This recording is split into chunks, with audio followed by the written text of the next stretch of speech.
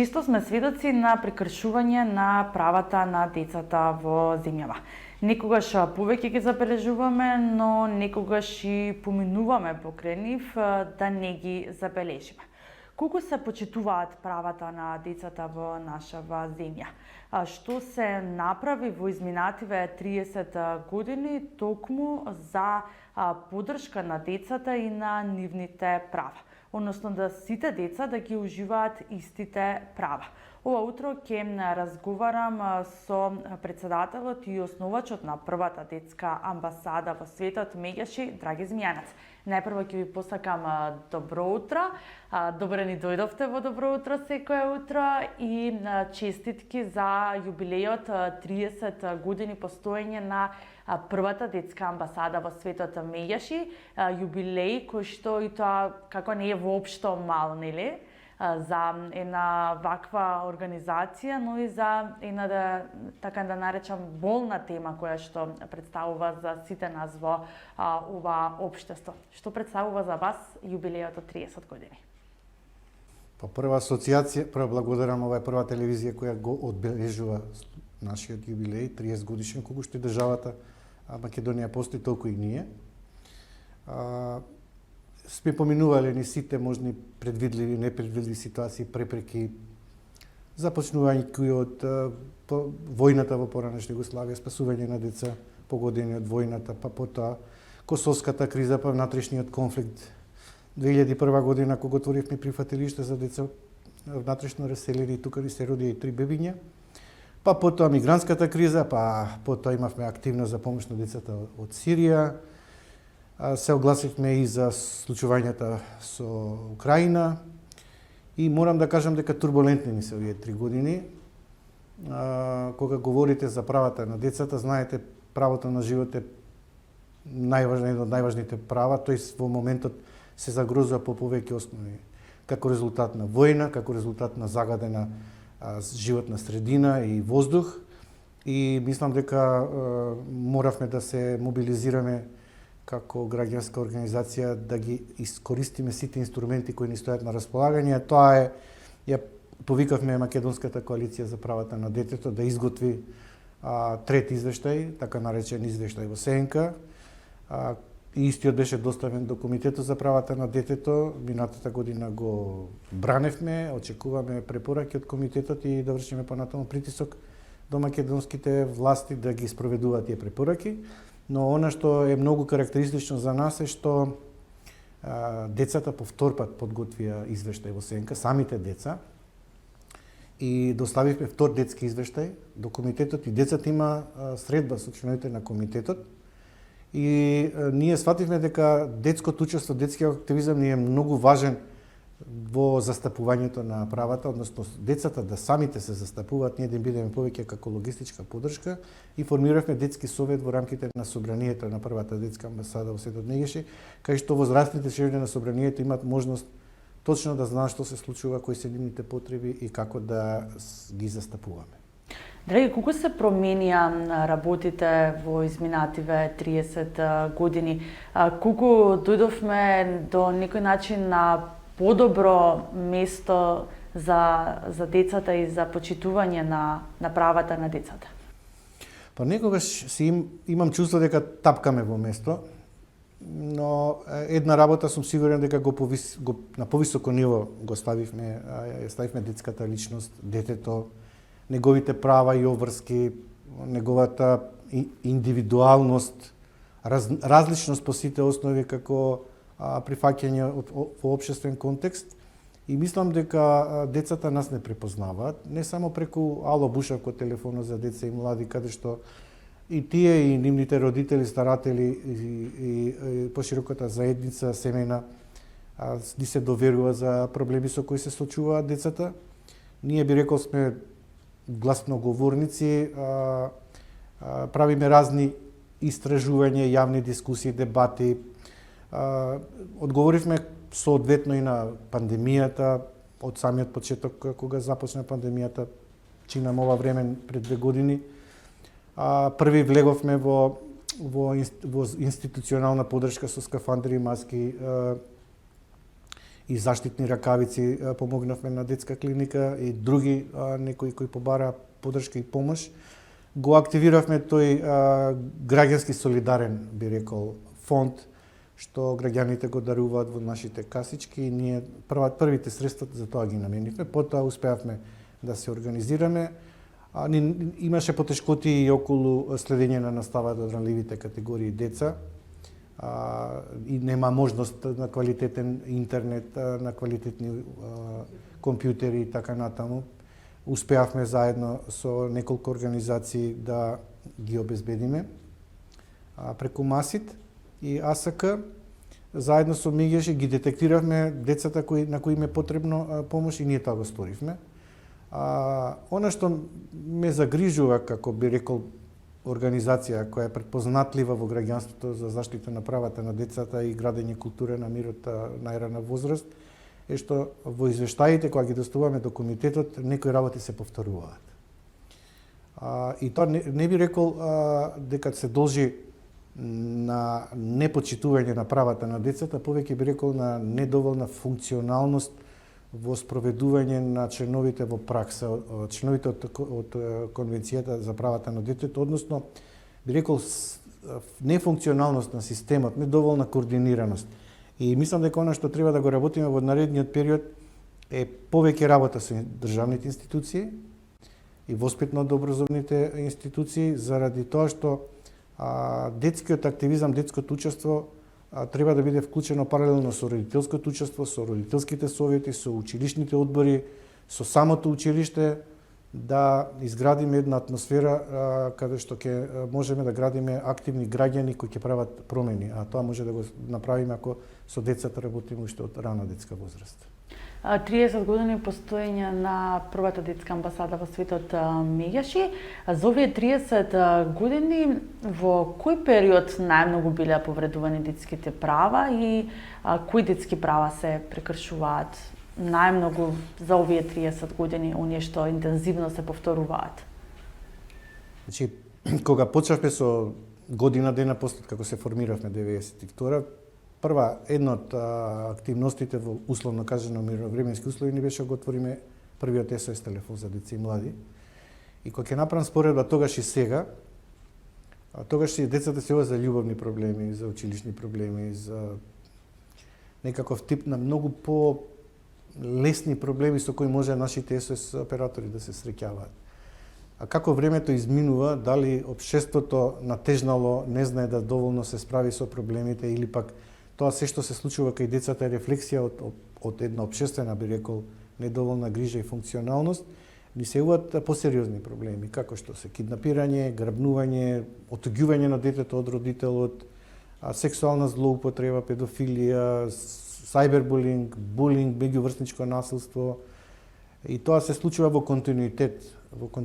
Еве, само за 2 месеци веќе имаме 100 пријави, колку што имавме пред 2 години, дојави за таков тип на проблеми и едноставно кога ќе не забележат граѓаните дека не има во медиумите, дека реагираме преку социјалните медиуми наши и оние кои се класични, едноставно проблемите не повикуваат нас. Ние и да сакаме некогаш да не реагираме не е возможно.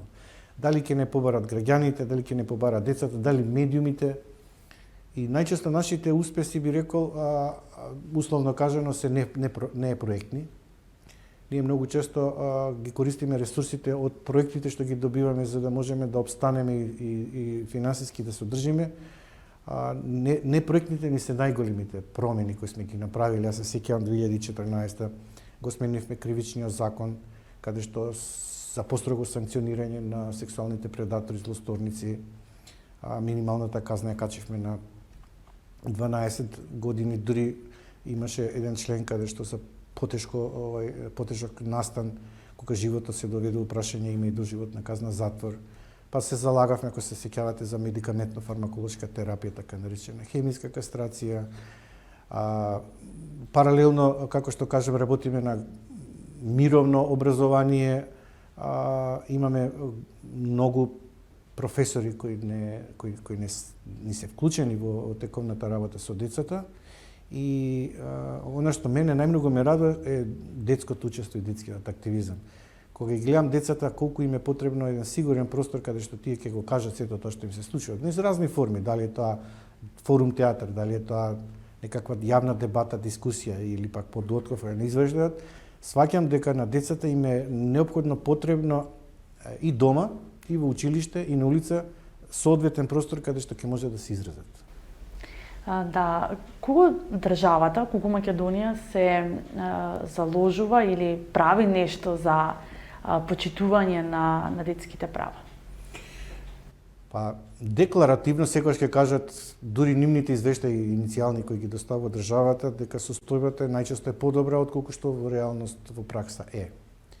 Ние кога ќе дадеме наше поинакво видување од граѓанскиот сектор и од самите деца, ние не значи дека не сакаме да бидеме дел од процесот на решавањето на потребите и проблемите со кои децата среќаваат, туку сакаме тие механизми како што е Комитетот за правата на детето да даде препораки кои државата ќе ја обврзат да се подобрат состојбите и работите.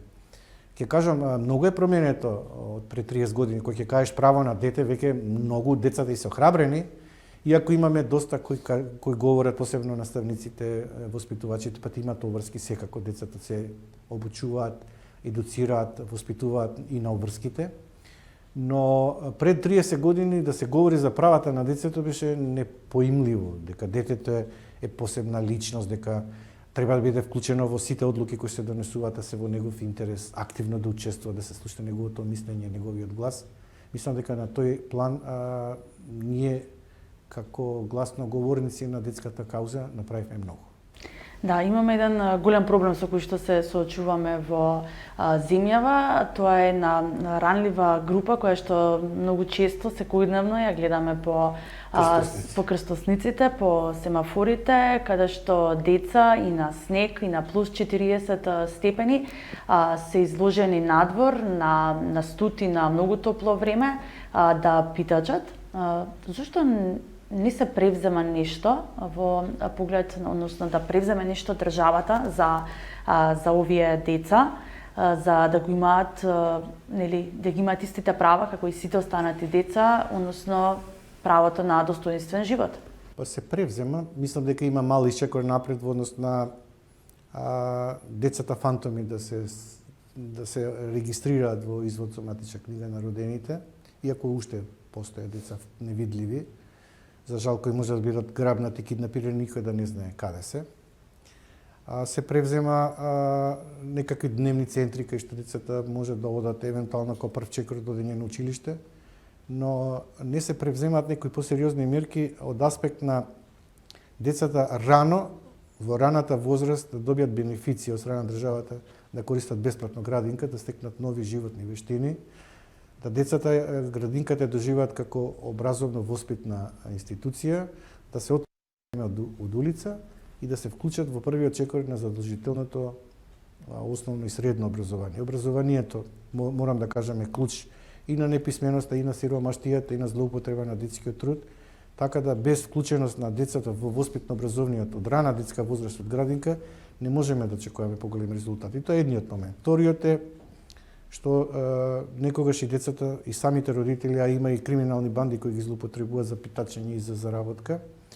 Мислам дека треба Министерството за труд и социјална политика преку центрите за социјална работа да ги економски зајакне овие семејства со обработување барем на еден од семејството и со следење надзор како се остварува родителското право и да им се обезбеди кров над главата.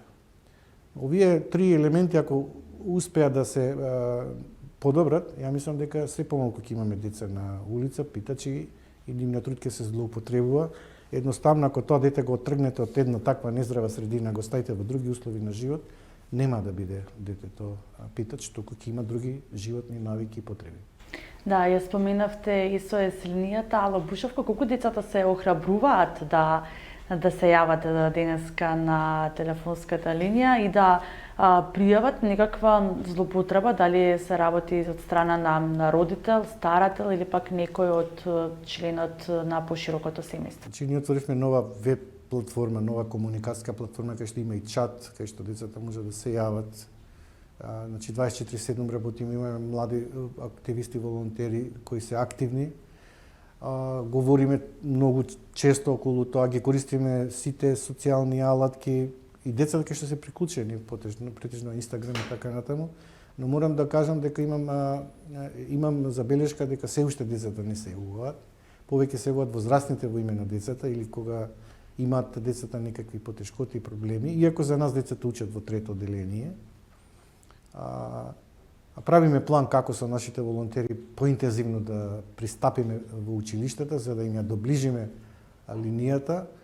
Не знам дали е тоа причина или пак децата се плашат да пријават или уште немаат доверба или не се доволно храбрени, но тука ни недостига малку и дам поголема ангажман и активност и мислам дека ќе работиме на тоа во наредниот период повеќе да го доближиме телефонот кој е за деца, да деца се јавуваат, а не возрастни поврзани со деца. Така, 3 децени постои детската амбасада Меѓаши. Што планирате за идниот период? Кои се вашите планови за работа во следниот период кој што предстои? Па прво треба да ја заокружиме трите декади. Ќе имаме една недела цела посветена на юбилеот. Во подготовка е печатење во дигитална и во печатена форма монографија, каде што сите кои не следат преку медиумите и социјалниот простор можат да се информираат повеќе за нас.